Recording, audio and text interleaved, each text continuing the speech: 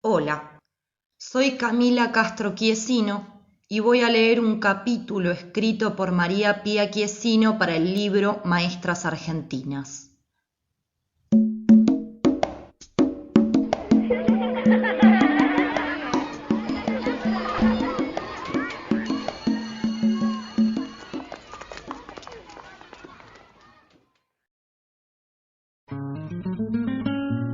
Noemí Fiorito y Amanda Toubes. Una experiencia de educación popular de la UBA a la Isla Maciel.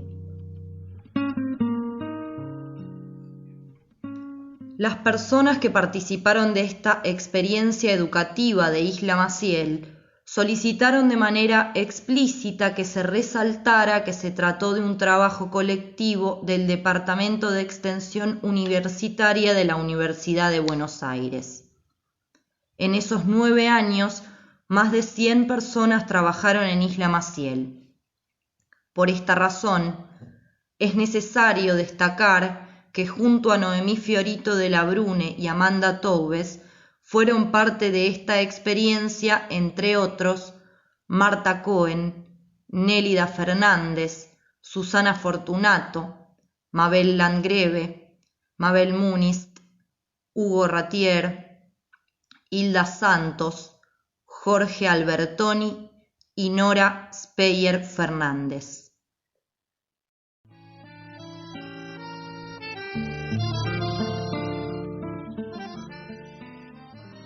La experiencia educativa que encabezaron Amanda Toubes y Noemí Fiorito de la Brune y que se desarrolló en Isla Maciel, partido de Avellaneda, provincia de Buenos Aires, estuvo marcada desde su inicio por una situación política compleja: la creación del Departamento de Extensión Universitaria de la Universidad de Buenos Aires.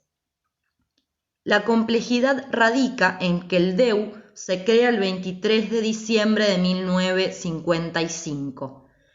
El marco político era el de un gobierno dictatorial que en septiembre de ese año había derrocado a Perón de la segunda presidencia que ejercía gracias al mandato del voto popular. Perón había tenido una relación tensa y en líneas generales mala con las universidades. La mayoría de la población universitaria era antiperonista. La relación se tensaba alrededor del concepto de autonomía que manejaban las universidades argentinas desde la reforma del 18. El gobierno peronista se oponía a la actividad política en las universidades y el poder ejecutivo designaba a las autoridades de las casas de estudios. En el apartado que en el primer plan quinquenal se dedicaba a la educación universitaria se planteaba: la universidad, pese a su autonomía y al derecho a elegir a sus autoridades, ha desarrollado su absoluta separación del pueblo y el más completo desconocimiento de sus necesidades y aspiraciones. La incomprensión señalada tiene su origen en 2 circunstancias. Es una, la falta de acceso de las clases humildes a los estudios superiores universitarios, y es la segunda, que una gran mayoría de los profesores, por razones de formación o de edad, también frecuentemente de posición económica, responden a un sentido reaccionario. Las diferencias ideológicas y políticas entre las universidades y el peronismo estaban sobre la mesa.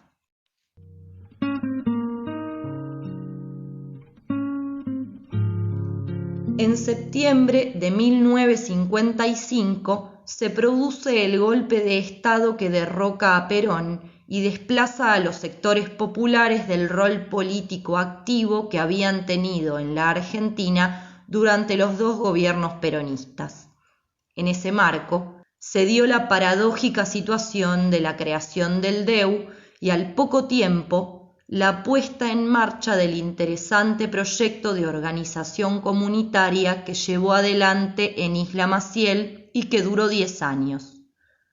Con una mirada progresista, se hizo hincapié en que la universidad debía cumplir una función social en el territorio. Esto implicaba que se articularan docencia, investigación y extensión universitaria. Era una tarea multidisciplinaria que se enfocaba en la resolución de las problemáticas de los barrios humildes.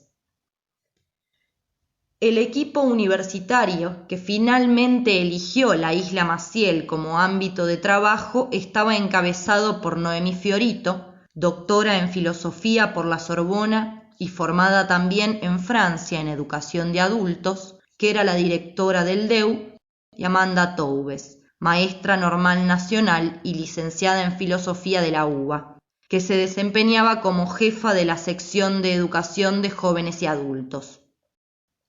En ese momento, le acercaron su proyecto al pedagogo Guillermo Savnov, quien se encuentra desaparecido desde enero de 1976, especialista en educación popular y educación comunitaria.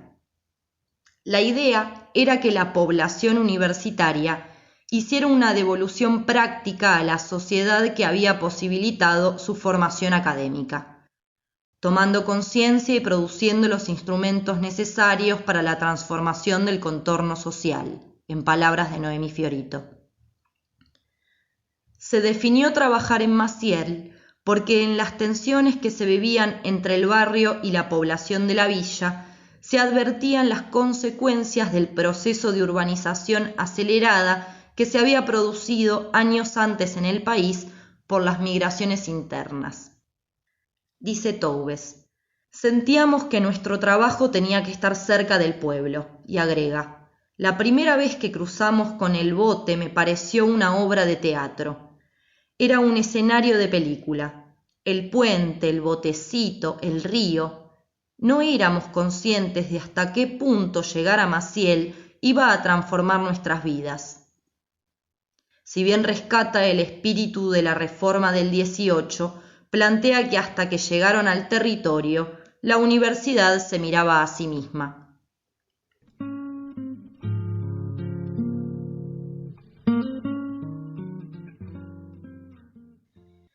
En la relación concreta, cara a cara con los vecinos del barrio y la villa de Isla Maciel, en el contacto, por ejemplo, con la población que se reunía en los clubes de barrio, esta mirada se posó necesariamente en el otro social, el otro de clase.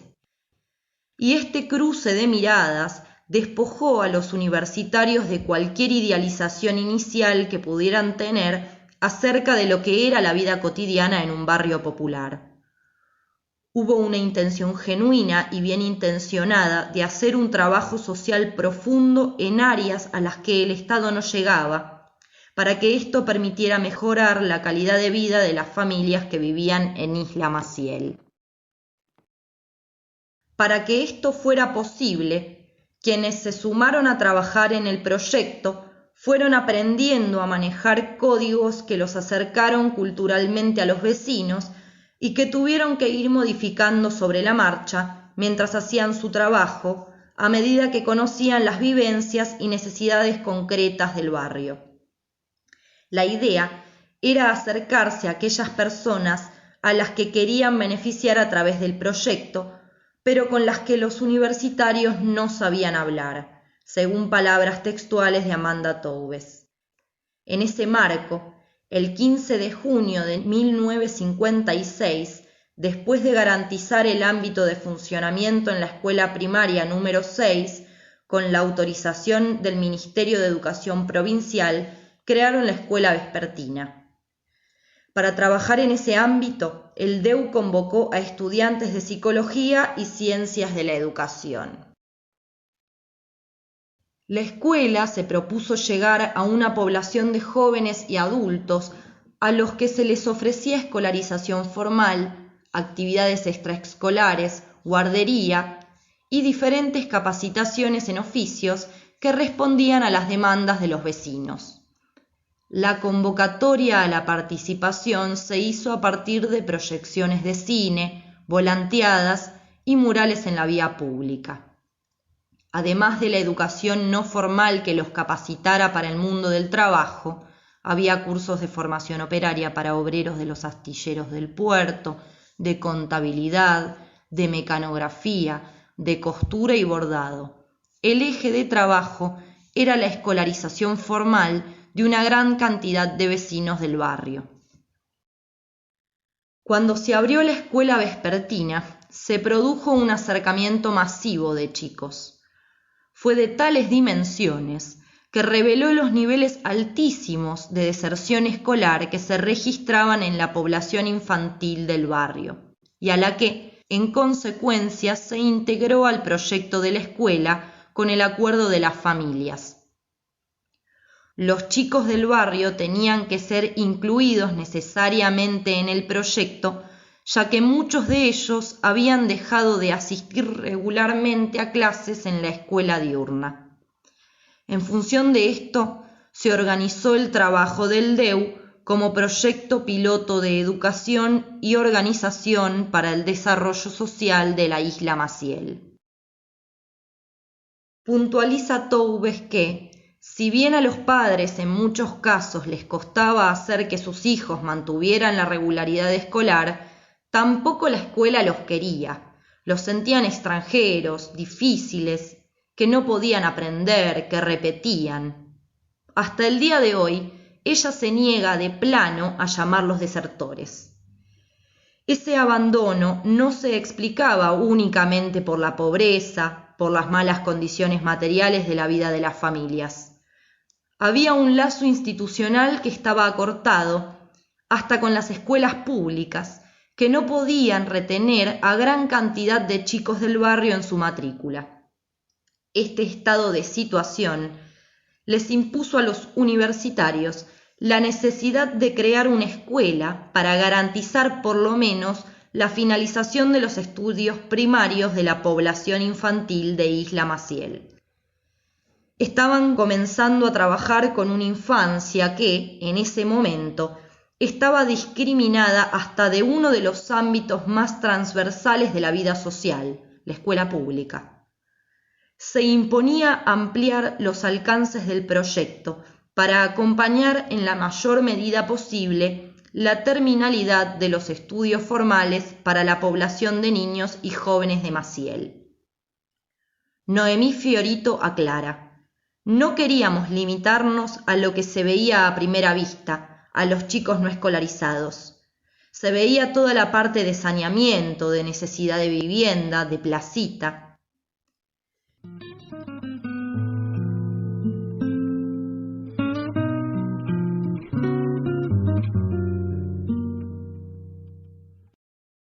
Entre 1956 y 1958, la dirección de la escuela vespertina estuvo a cargo de Amanda Toubes, quien la caracteriza como la escuela de puertas abiertas, ya que su objetivo era que los chicos que habían abandonado volvieran a insertarse en la escuela.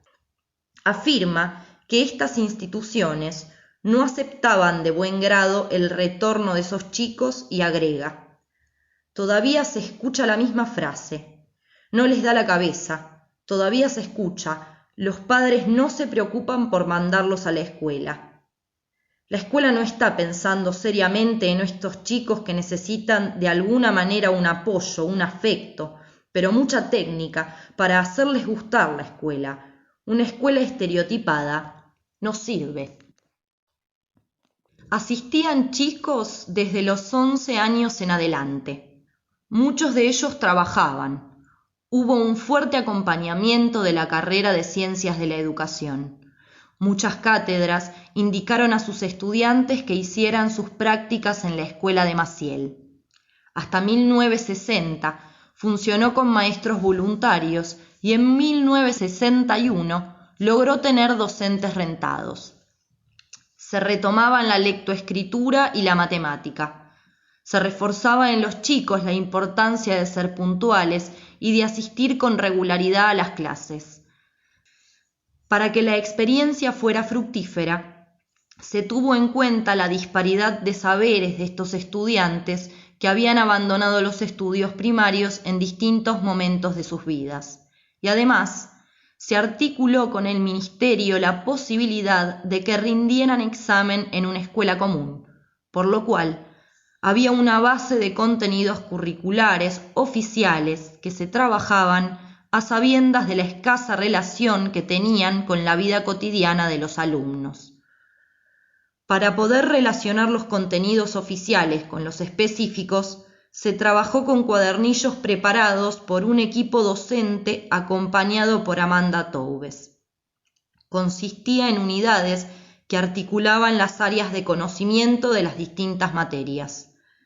Cuando el caso lo requería, se elaboraba una ficha individual del estudiante para poder acompañar su proceso de aprendizaje de manera más efectiva. El funcionamiento de la escuela vespertina determinó, además, que en septiembre de 1957 se creara el Centro de Recreación Doc Sud, llamado también Centro Juvenil, que tenía como eje de trabajo el uso educativo del tiempo libre.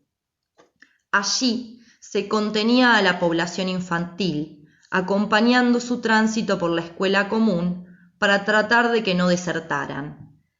Se les garantizaban 3 comidas diarias, desayuno, almuerzo y merienda. Se realizaban actividades de recreación, educativas y de apoyo escolar, y se trabajaba en la vinculación de las familias con las autoridades y el cuerpo docente de la escuela.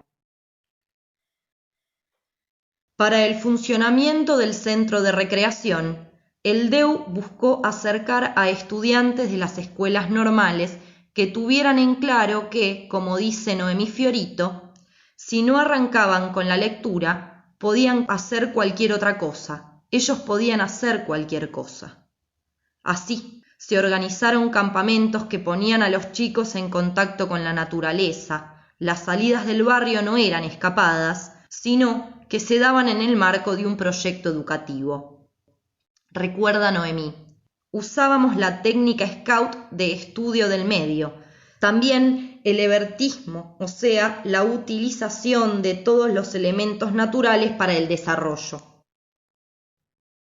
Para participar del centro juvenil se invitó a exalumnos de la escuela vespertina y se sumaron también jóvenes que no habían asistido nunca. Fue una experiencia de animación sociocultural que complementaba el aprendizaje escolar y desde la que se organizaban fiestas de la primavera, de fin de año, salidas a sitios cercanos y campamentos de verano que permitieron a esos chicos y jóvenes de origen humilde conocer lugares que no habían pensado visitar en su vida, como Miramar, Sierra de los Padres o Córdoba.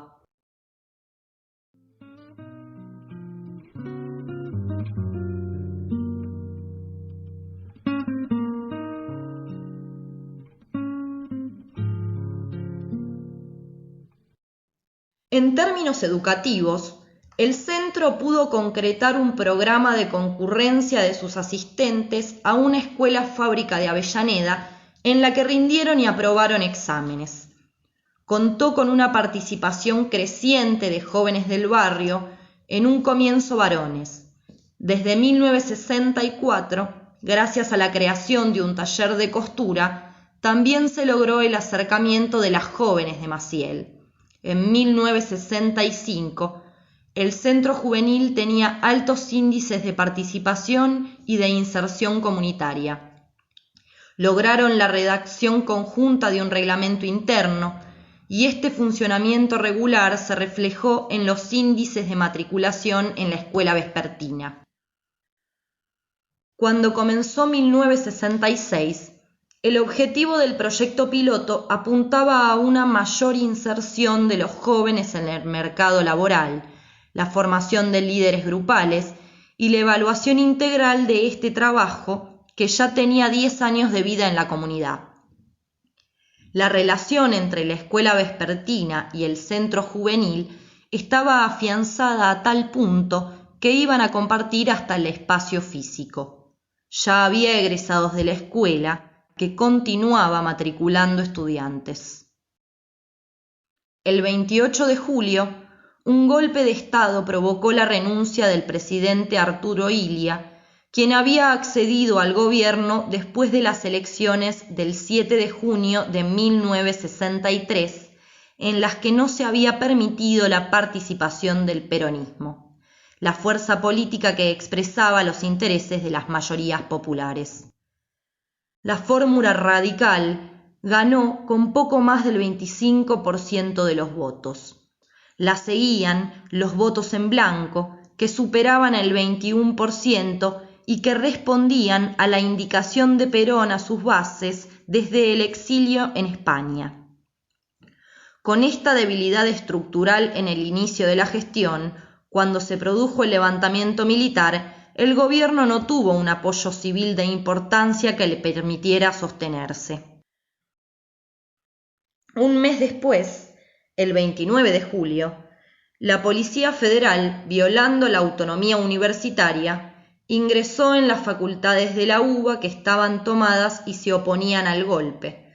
Reprimió salvajemente a estudiantes y profesores e intervino la universidad.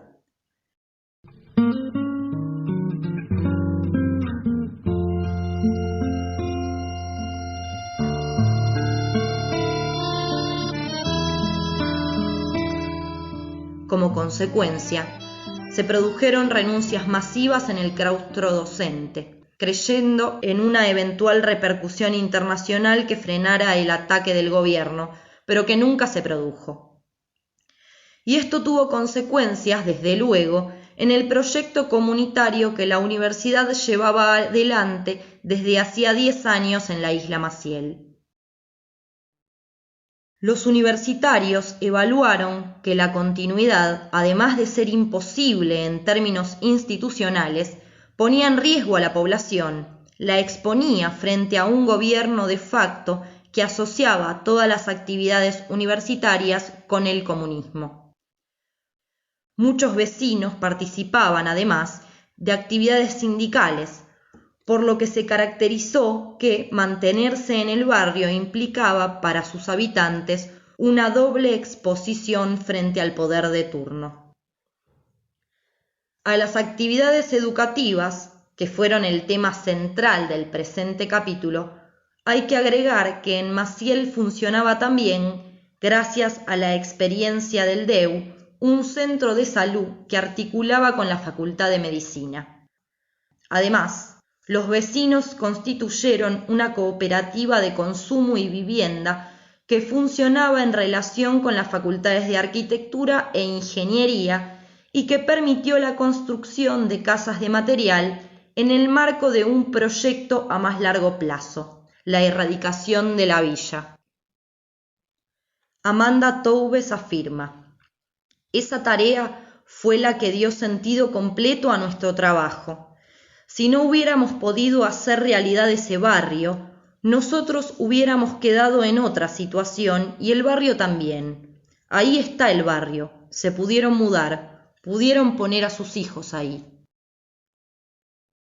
Todo esto quedó trunco en 1966.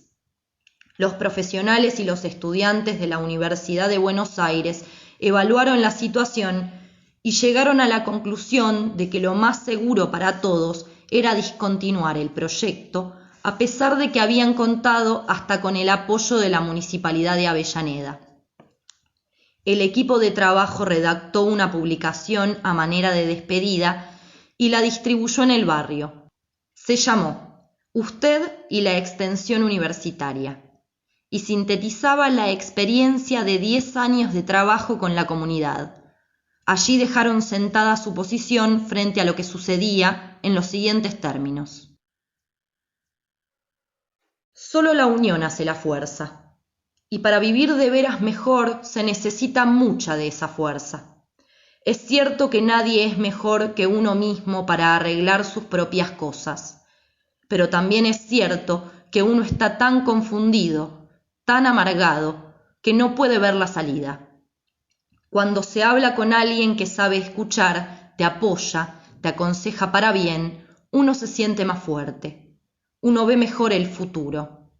Este equipo de trabajo ya no está en Maciel, pero pensamos que a través de los largos años de trabajo en común han cambiado muchas cosas. Cada uno de ustedes está mejor preparado para afrontar los problemas por haber trabajado en este programa de organización de la comunidad. Sabe hasta qué punto trabajar activamente con otros. El camino no es fácil, está sembrado de dificultades, pero cada uno de ustedes sabe que de una comunidad organizada surgen las fuerzas para encarar con coraje el futuro. Nuestra universidad, abierta a todas las ideas democráticas, ha dejado de existir. Ha sido intervenida por el poder político. El gobierno militar intervino en la universidad, cerró sus puertas, golpeó a sus profesores y estudiantes y destruyó en pocas horas la labor realizada con grandes esfuerzos durante largos años. La universidad que se quiere implantar a golpes no merece llamarse universidad. Decidimos renunciar porque no nos queremos sentir comprometidos con una universidad cerrada, ciega y muda. No queremos ser cómplices de una universidad antipopular y de minorías. Amigos de la Isla Maciel, por todo lo dicho, dejamos con profundo dolor el trabajo. Nos resulta amargo decir, nos vamos de la Isla Maciel. Pero justamente, por el trabajo de estos 10 años, por el respeto y el afecto que debemos a los hombres y mujeres de Maciel, es que no podemos seguir dentro de esta universidad. Esta experiencia nos da la fuerza para seguir la lucha por una sociedad más justa y más solidaria.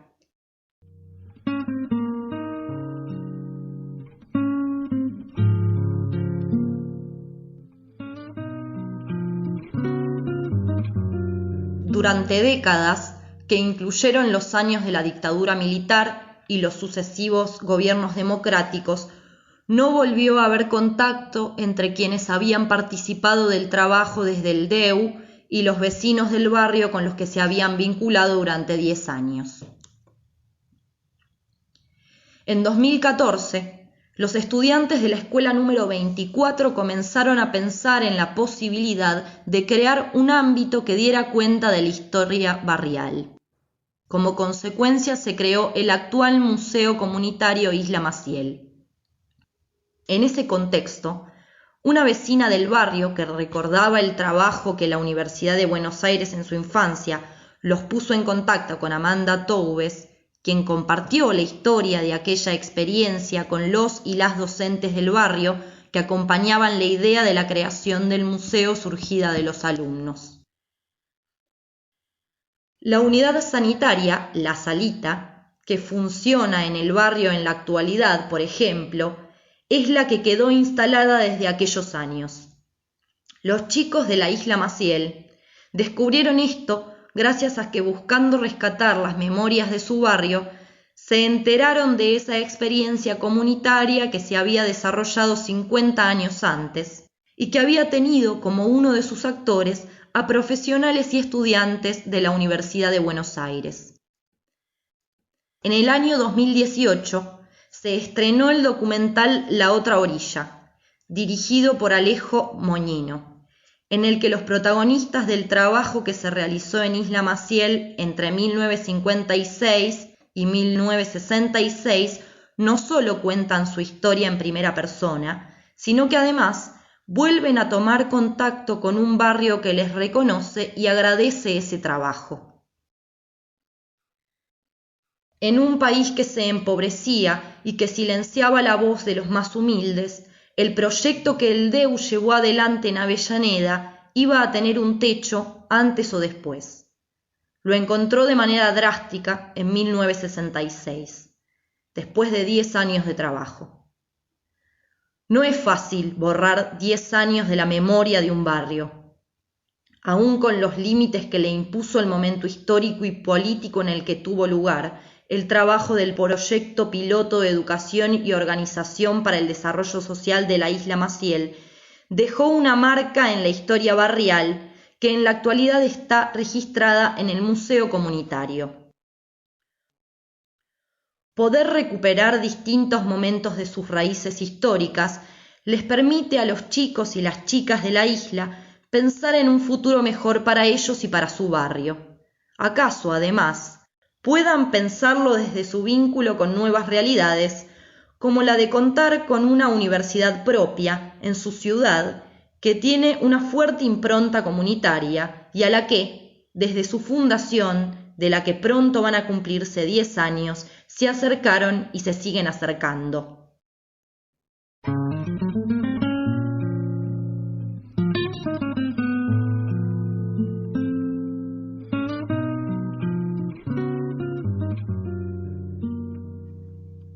Este capítulo fue escrito por María Pía Chiesino, licenciatura en Letras por la Universidad de Buenos Aires, secretaria de Derechos Humanos y Géneros de la Asociación Docente de la Universidad Nacional de Avellaneda, ADUNA, secretaria de Formación de la Regional Avellaneda de la CTA de los Trabajadores.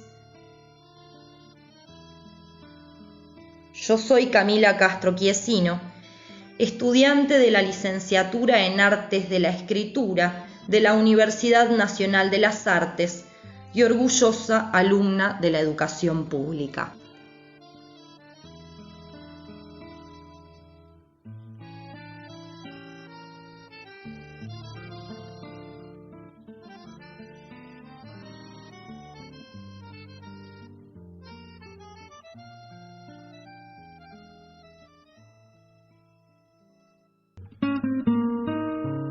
Es una decisión afectiva, social, que nos junta a los compañeros actuales, a la gente joven de este lugar. Ha sido realmente la suerte que hemos tenido, pero está en este lugar, que es Isla Maciel, donde nos formamos, donde aprendimos a ser mujeres y hombres de otra manera. Ustedes, los más chiquitos o los jóvenes, se van a encontrar con otros que tomaron, ya van a ser viejos en ese momento, con otros que tomaron la posta, y hay como una continuidad. Y tengan la certeza que esas continuidades no se rompen, aún en momentos que parecen rotas. Así que muchas gracias a todos los de Maciel de ahora. Y a los viejitos, ver esto nos hace muy bien, mejor que las pildoritas.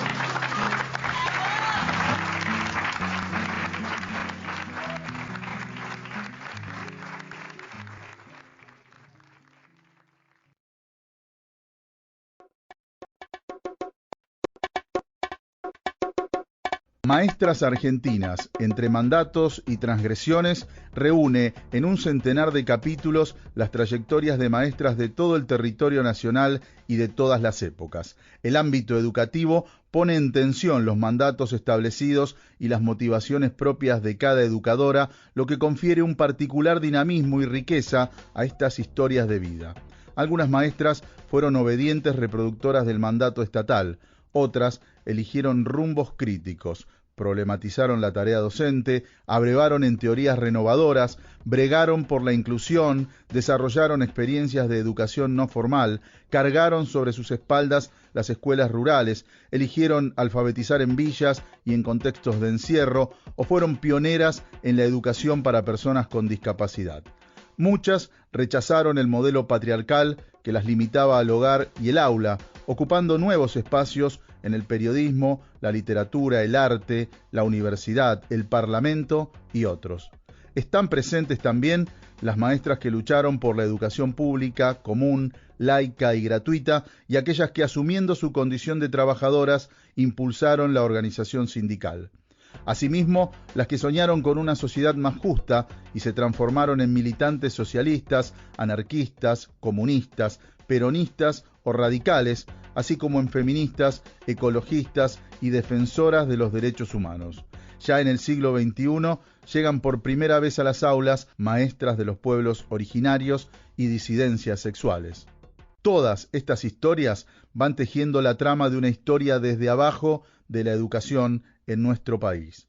Maestras Argentinas es un proyecto colectivo. A las más de 80 autoras y autores de los diferentes capítulos se suman numerosos intérpretes que a través de la narración oral hacen posible este audiolibro. Eduardo Mancini y Mariana Caballero fueron los compiladores y la edición es una producción conjunta del Centro Cultural La Toma, la Asociación Civil Inconsciente Colectivo y la Cooperativa de Pensamiento Margarito Tereré. Este material es de difusión libre.